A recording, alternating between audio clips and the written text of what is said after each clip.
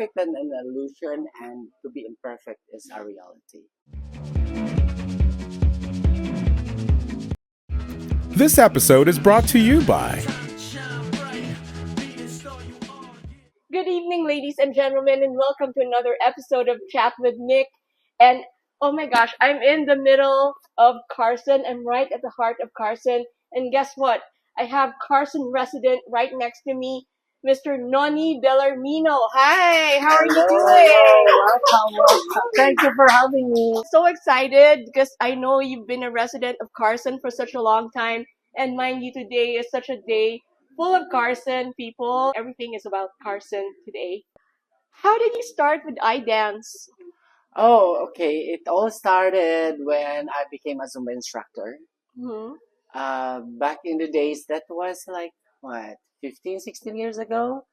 Zumba was not known to the Filipino community. So I had a chance to attend a Zumba class. Mm-hmm. And then from there, I asked, why is it that I'm the only Filipino in the class? It's all Latinos because Zumba is discovered by a Colombian, Beto Perez. So I asked myself, why am I the only Filipino? So after that first class, I enrolled a 10-day class. And that from 10-day class, on my third day, I said I want to become a Zumba instructor because I want to impart the joy that I get from attending the Zumba class. I said, if I get this kind of high attending a Zumba class, I want this to impart to the Filipino community. That was my objective, Mm-hmm. to impart the joy that I get from attending a Zumba class. How did you get into Zumba? I'm assuming you've had dance experience in the past. Yes, I have dance experience in the past, but I don't have a group dance experience.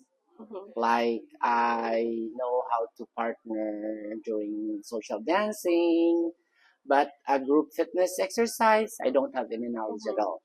That was my first time when I attended my first Zumba class. I've seen you dance a number of times, and I can definitely tell that you have dance experience based on the movements that I've seen. What were you doing in the Philippines? Were you dancing in the Philippines? On the side, yes, I was. I am an accountant by Mm-hmm. profession, but on the side, I am a dance instructor. Mm-hmm. A dance instructor in the Philippines. When there is an event, I usually go and partner with individuals who would love to dance. So is that ballroom dancing? Yes, it's ballroom dancing. Have you always been a dancer since you were a kid? Have I you think always? I think it's so funny because my grandmother doesn't allow me to join any school activity Mhm. back in when I was in elementary because we were poor and it was a burden for my grandmother. I was raised by my grandparents. And so it was a burden for them to buy me some uniform during commencement exercises. So I I was only able to join when my Boy Scout teacher asked me to join, and she personally asked my grandmother, my nanay, to let Mhm. me join. Where did you grow up in the Philippines? In Samar, Oras Mhm. Eastern Samar, Right. waray-waray, waray-waray 100%. Mhm. Yeah. You mentioned you had difficulty, and there was definitely a financial barrier to you, doing all kinds of activities. Since you didn't dance a lot and join a lot of activities, what are you doing? Oh, I sell kakanin. My nanay used to make kakanin and I sell them in the morning before I go to work. Before I go to school, I mean. Mm-hmm. Yeah, that was my daily routine. On weekdays, when I wake up early in the morning, I grind the rice, and then I go back to sleep, and then when it's done, I go around town to sell my kakanin. Fast forward, when you got here to the States, what were you doing? Oh, I Uh, when I started, I was a service crew at Dunkin' Donut. Mhm. The first day I arrived in the afternoon, I had my orientation. The day after, I already started working. Oh wow! Oh my gosh, Yeah, that fast? that fast because we already have from the Philippines. We already have this contact that we were employed right the day we arrived. Mhm. So we already have like a place to stay, a place to work, a place. So it was Mhm. like it was there. Did you expect it to be how it was? No, because when I left the Philippines, I said it's a different ball game when I got here. So I have to start wherever. Mhm. I forgot who I was back home. I have to start all over wherever it goes, and from there I have to just build up and Mhm. you know And find myself where I want to go. how long have you been here in the States? About 15 years, I guess, or Mhm. so. 15 or so. Yeah. Mhm. Did you find dancing right away, or did dancing find you right away? I think dancing find me. When I got into Zumba, I said I wanna um, become a Zumba instructor mainly for the reason that I want to impart the joy that I get from my Zumba class. I Mhm. said there's a lot of Filipino community, help, especially in Carson, and I want that joy to impart to them, and it did work. Mhm. Yeah. Why specifically Zumba? Because you were into partner dancing in the Oh, Philippines. because like that joy that I feel when I had my first Zumba class, I want to the Filipinos to feel that. Mhm. And at first, because it was not known to the Filipino community, there was resistance. Like, what Zumba? What is that? What is that? So I pushed myself to every household. Oh, let's do Zumba in your backyard. Let's do Zumba here and there. Mhm. I volunteered myself, give out flyers here and there, and then eventually, after 6 months, it finally took off. And then from my two students became four, the four ones in two in the afternoon and two in the morning. Mhm. And then I just keep on going. There was a point in time I asked myself, am I doing the right thing? Because it's already in my 6 months that my class was not taking off. And I am shelling out from my own pocket to pay the student rent. Mhm. And then um, when there was an event here in St. Filipino, I volunteered. I just found out when I turned back that the hall was full of students. Everybody was following me. And then it grew from 5, it became 10, from 10 became 20. And there was a point in time that my class reached up to 80 Oh Zumba wow. students. And I have to divide the class into two in the morning and two in the afternoon, so everybody can uh, will be accommodated. And from there, I was able to advise my students to become Zumba instructors so they can help me teach the class. Mhm. And from there, I was able to let maybe 5 of my students became Zumba instructors, Mhm. and now they're growing their class as well. Being a student and being a teacher to other instructors is really different. What kind of dynamics should you have with your students to actually teach them how to be a teacher to other people? Oh, you just have to impart what you know. Share. Mhm. Share, because whatever you share, they copy, and they cop once they are able to do it, they'll be able to impart it to the students. Mhm. And then I found another um, form of dancing, which is line dancing, which is very entirely different from Zumba, because in line dancing, it's more of a exercise on the mind and on the physical body, Mhm. because you need to learn the routine. So it's both for the mental and the physical well-being Mhm. of those who are attending my Zumba line dance classes. Yeah. Mhm. Aside from line dancing and Zumba, do you do other types of recreational activities?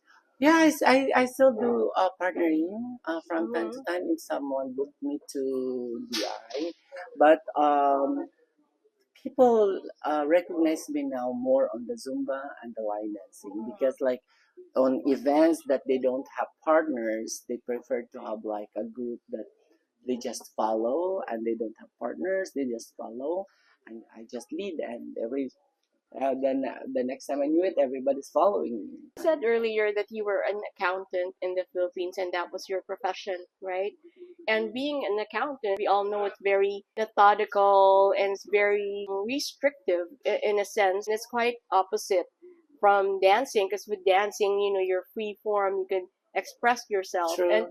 do you see any similarities between being an accountant and being a dancer?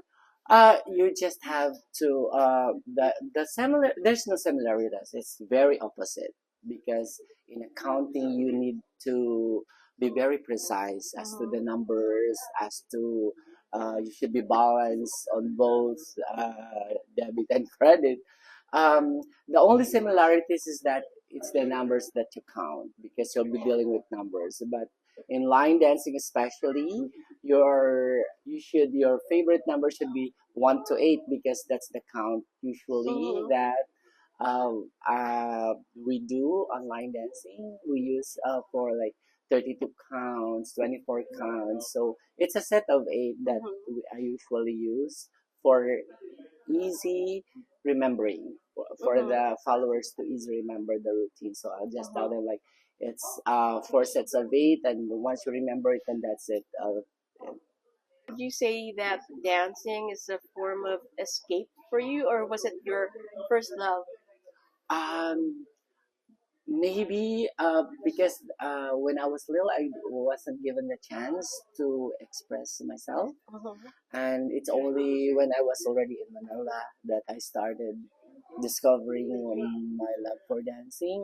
And when I get here, when I get into Zumba, that's how I was able to express more of my dancing skills and discover more of my dancing skills. And now I am able to do cotillion. Mhm. I can choreograph Rigodon de Honor and many other form of uh, dances that requires me to choreograph. Mhm.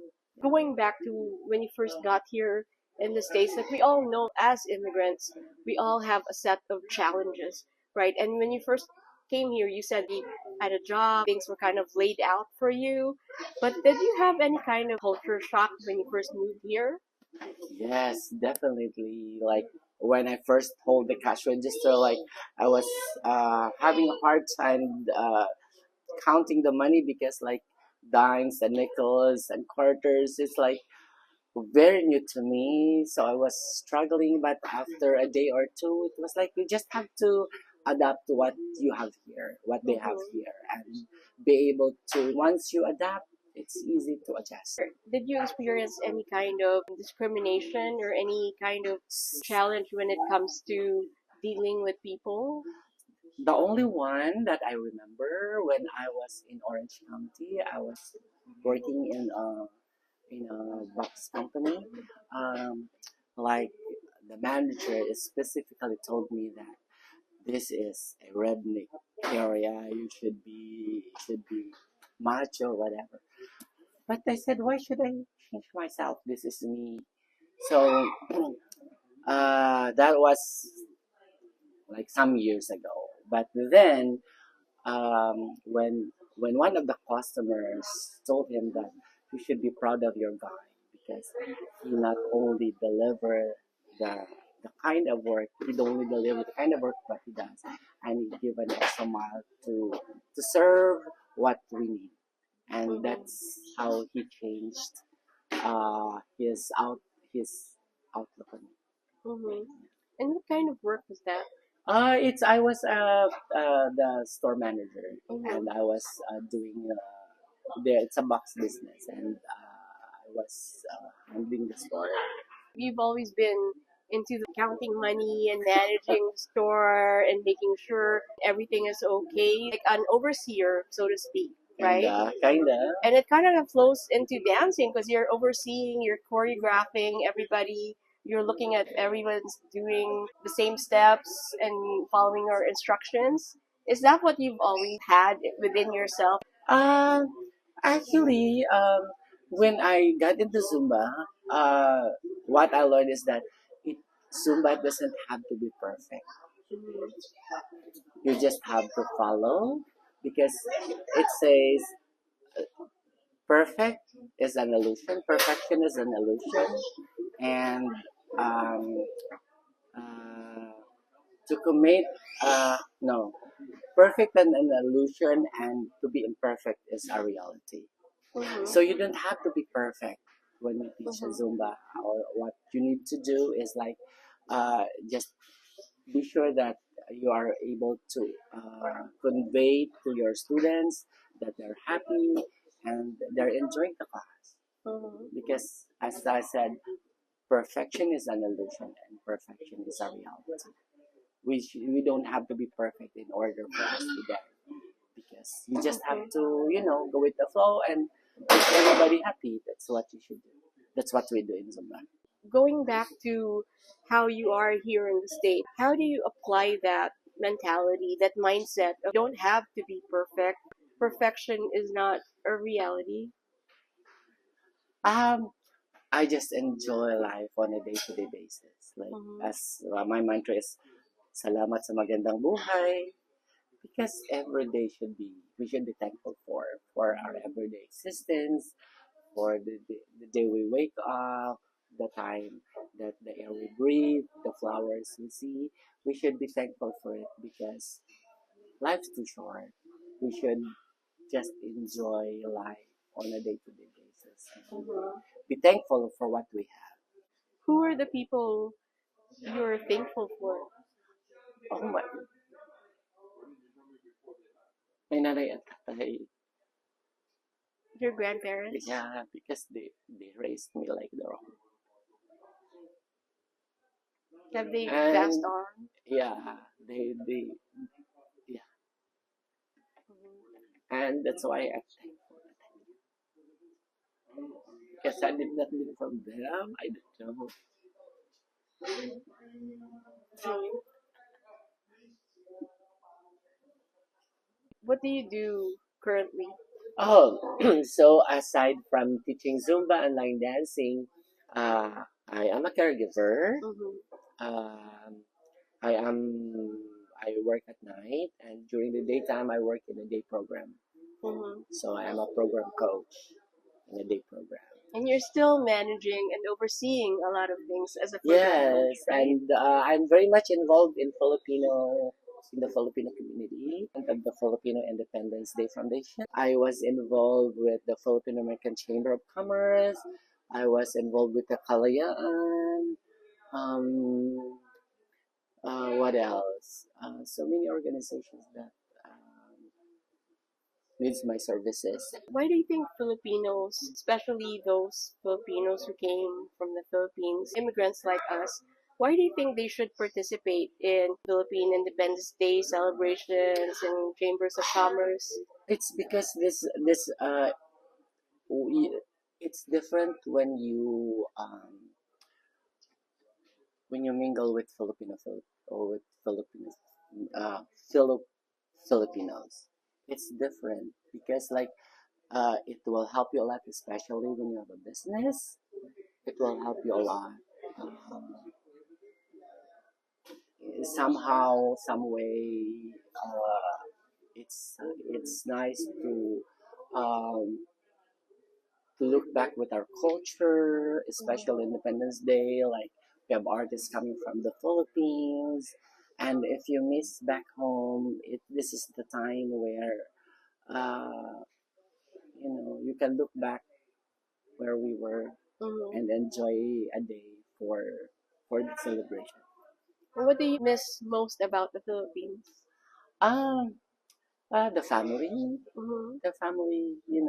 uh, our neighbors, our classmates. Yeah. You say it's camaraderie, the But I way still we. keep in touch with them, Mhm. especially my high school friends and college friends. Like we have a group chat on Facebook or on Instagram Mhm. that we communicate, say hi to each other, what's going on. Would you say that that's a manifestation, being in groups of people, you're part of the Chamber of Commerce, you're involved with organizing festivals, and involved in line dancing and Zumba dancing. Would you say that's a manifestation of how you miss the Philippines because you miss family and classmates and In a way, friends? yes, because like in Zumba, um, I especially the retirees when they don't have nothing to do, they have Zumba to go to, and they're looking Mhm. forward to dress up and make beautiful and get ready for the day instead of them staying at home and just doing nothing. And in my Mhm. line dancing class, they look forward every Friday. They want to dress up, even though if they don't have partners, they're still able to dress up and go out and dance. And it it's nice for for everyone to at least take a day or two to go out and and socialize because we need that. Mhm. Because if we just stay at home and just do nothing, it's not healthy for our well-being. Going back to you being raised by your grandparents and you taking care of the elderly here in the States as a caregiver, what would your advice be for people like me or people who are younger than me and people who are reaching the twilight or the sunset of their lives? What would your advice be for them? Love your parents, just love them because you don't know what tomorrow may bring. The best you can while they're here. Would you say that you're living your dream as far as you're able to do the things that you like Yes. as far as dancing? Yes, yes, Yeah. definitely. Ladies and gentlemen, Mr. Noni Bellarmino of iDance Line Dance Group and the Filipino American Chamber of Commerce South Bay, Los Angeles area. Thank you so much for being with us tonight. Thank you, Thank you, Mick. and we'll see you in the next episode of Chat with Nick. Thank you, everybody. See you later. See you soon. See you soon.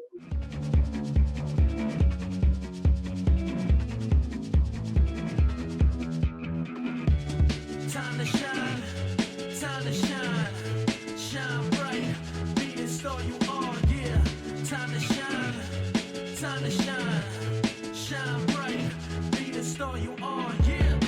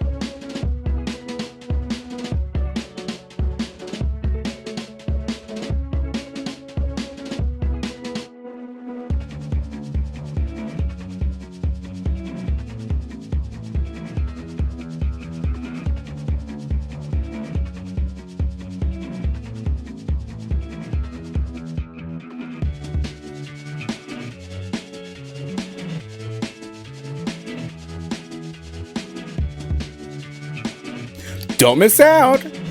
Want to be seen? Want to be heard? Want lots of exposure? Ask us how.